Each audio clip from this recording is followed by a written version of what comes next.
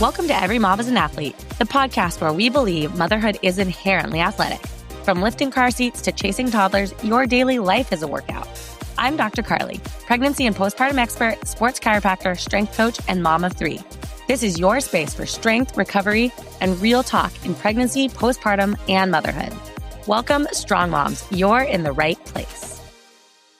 Welcome back, Strong Moms. We are continuing our series on things that strong moms do not do. And today we're talking about why strong moms don't jump back into running at 6 weeks postpartum. So just because your OB cleared you at 6 weeks does not mean you are ready to run. And honestly, most moms are never actually tested for running readiness in the first place. So let's get into when you can start running again, the things that you need to be able to do before you can run, and come up with a game plan so that you can return to running feeling strong and capable and not injure yourself.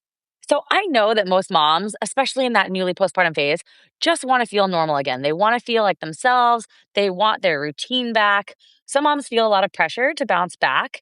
And I really hope that this podcast and everything that I put out there helps people not to feel that pressure, because while I do 100% believe, and I'll die on this hill, think that women should get back to exercises, breathing, bracing, pelvic floor, and core rehab before 6 weeks, I do not think we should jump back into more strenuous exercises, heavy lifting, running before we're ready.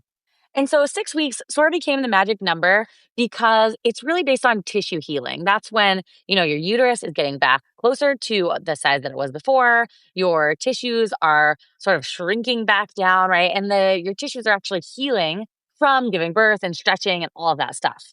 And so medically, you get cleared, but that doesn't necessarily mean you're physically prepared, especially for running, which, as we're going to talk about more, is a single leg sport. So lots of women aren't actually assessed for their pelvic floor strength, their function, how their body can tolerate impact. So, landing on one foot at a time and actually absorbing that impact from the ground, or for single leg stability. And then we have to consider that if you are nursing or pumping, you still have a lot of relaxin in your system. And so your body is not going to function how it did before, even if you're starting to feel pretty good and pretty strong again. And so what do we need to do before we can run? So there are a series of things that I have patients in my office do. And I actually have talked with a couple other PTs who do a very, very similar thing. And so I feel really good about this series of tests that I put women through as they return to running. First of all, the standard for getting back to running is closer to 12 weeks. Now, I see women online all the time running before that. And that's not for me to say whether that's good or bad, but that's sort of the standard, is the 12-week mark. And what I like to have my patients do is a lot of work on their core, on their pelvic floor, so that their pelvis is feeling stable once they get back to running.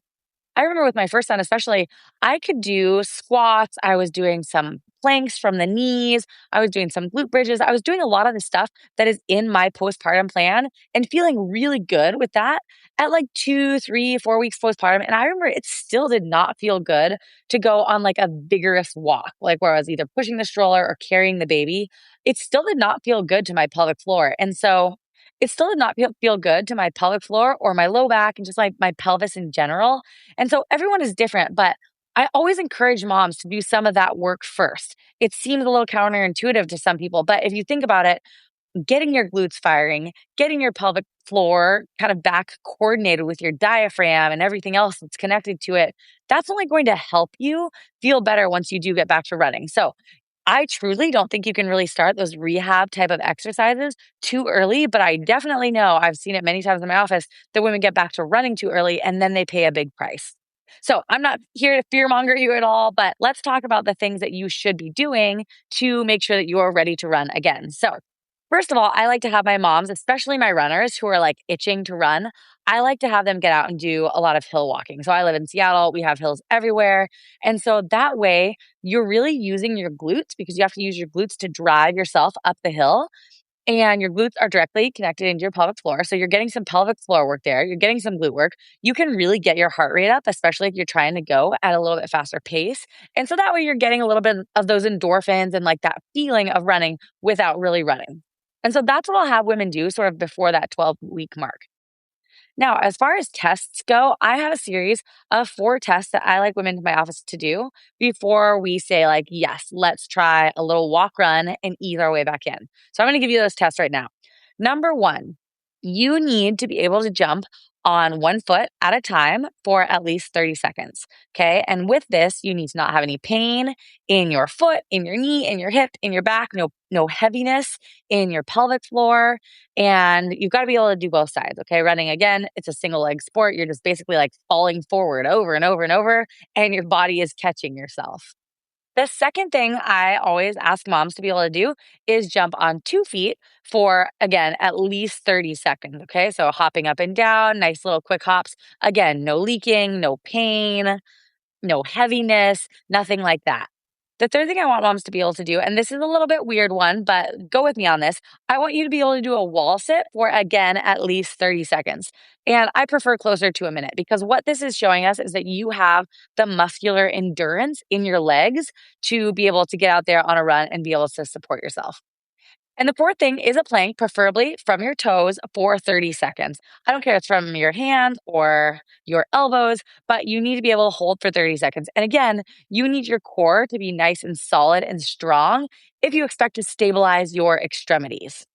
And just to be clear here, the things that we are looking for and that we are trying to avoid are leaking, pressure, heaviness, pain, like worsening symptoms later that day or the next day. Like, yeah, you're going to probably be a little bit sore in your legs if you haven't run for 9 months, but we're talking about actual pain or any of these other symptoms.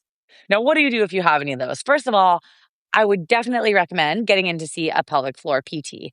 If nothing else, just to get an evaluation and get like a baseline. So as you prepare yourself and work back into running, you know where you started, and then you can be evaluated later on and see how your core and your pelvic floor and all of that is doing. If you haven't done any rehab at all, then of course I recommend my postpartum plan, because again, it's a full body plan and it's going to help get you ready to get you back to any activity that you love. And that's an 8-week plan. Again, if you have a fairly uncomplicated birth, you can start it as early as week 1. If you have a C-section, I always recommend you wait until at least week 2. Most women start around week 3 or 4 post C-section. But again, that's totally up to you. It starts off very gentle and then, of course, builds, and you start adding weights and all of that stuff as you're getting stronger, progressively overloading your muscles. And that's how we build back to being strong again. The other thing we have to remember with getting back to running and really getting back to exercise at all is there's other things at play. So we already talked about relaxin still being in your system if you're nursing. You also have to take into consideration sleep and stress and nutrition. Those are all things, especially again, if you're a first-time mom, that maybe are really overwhelming to you. And so you need to be gentle with yourself and make sure that those are all in place first before you even consider getting back to running. I know for athletes, this can often be like a very big mental struggle, because we do have to slow down in that newly postpartum phase, in that 4th trimester. But if you take it slow at the beginning, it's like, what's that saying? It's like, go slow to go fast. That's what you're doing in postpartum for sure. Like, some of it is so boring. I tell patients this in my office all the time. Some of these exercises I'm going to give you, like in my postpartum plan, they are so boring. They're so slow. You have to time your breath with the bracing of your core, and then you're moving your leg, and like, they're kind of boring, but they freaking work. And that's why I've helped hundreds and thousands probably now of women recover postpartum and get back to this high level of physical fitness. So let's talk about what our smart return to running plan could look like. So for sure, I want you doing some kind of core work. Okay. So core, hips, low back, all of that has to be in there like 3 times a week. Whether it's a plan like mine or some other kind of plan, I think that has to be the foundation.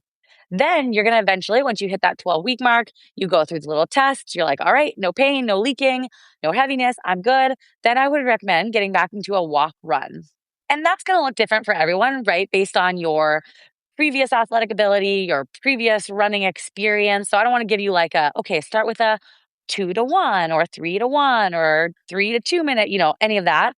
I think with that, you kind of have to look at yourself and start testing it out. But what I really want to reiterate is as you get back to running, you want to make sure, and really with any other impact like jumping or let's say jumping rope or box jumps, you want to make sure that you don't let yourself leak because leaking is a neurological thing. And so if you let yourself leak, your body is going to keep allowing that to happen. So what I recommend on this is if you're running and you're like, okay, I can run for 3 minutes, but then I start to feel a little bit of heaviness and a little bit of leaking, you need to stop just before that 3 minutes, walk for a little while, maybe that's a minute or two, and then start again. This is what I always had to do, getting back to double unders in the CrossFit gym. If I could do 10 double unders, but then I would start to feel a little bit of leaking, I'd say, oh, okay, I'm going to stop at 9. I would rest for 20 seconds or so, and then I'd do 9 more. And I was very strict with myself. And I recommend this to my patients all the time, because if you don't let yourself leak, you will train your body to get back to higher levels of that activity, whether it's jumping or running or whatever. But if you let yourself leak, your body's going to struggle because you're going to keep leaking. I hope that makes sense. I don't know if I'm explaining that very well. Of course, you're going to gradually increase your mileage, right? So you're going to start with I usually recommend moms pick a loop where they can get back home easily, just in case, like I said, you do have any leaking or heaviness or anything like that. And then you've got to have recovery days and just be more gracious and more generous with yourself about recovery than you've ever been in your whole life. I know it's hard. I have a hard time with it too, but it will really pay off in the long run. All right. So we know postpartum is not about bouncing back, but I also know you want to get back to the things that you love. So again, if you have not done any postpartum rehab, please check out the link below for my postpartum plan. That will be a great place to start for you. There'll also be a code so you get a discount for listening to the podcast. And until next time, just remember that last little bit, we have to respect our recovery just as much as we respect our training. All right, strong moms, thank you so much. And I will talk to you next week. Thanks for listening. Every Mom is an Athlete isn't just a podcast. It's a reminder that you're still the athlete you've always been. If this episode resonated with you, I'd so appreciate it if you'd share with a friend or leave a quick review. It helps more moms find the support and information they need. See you next time.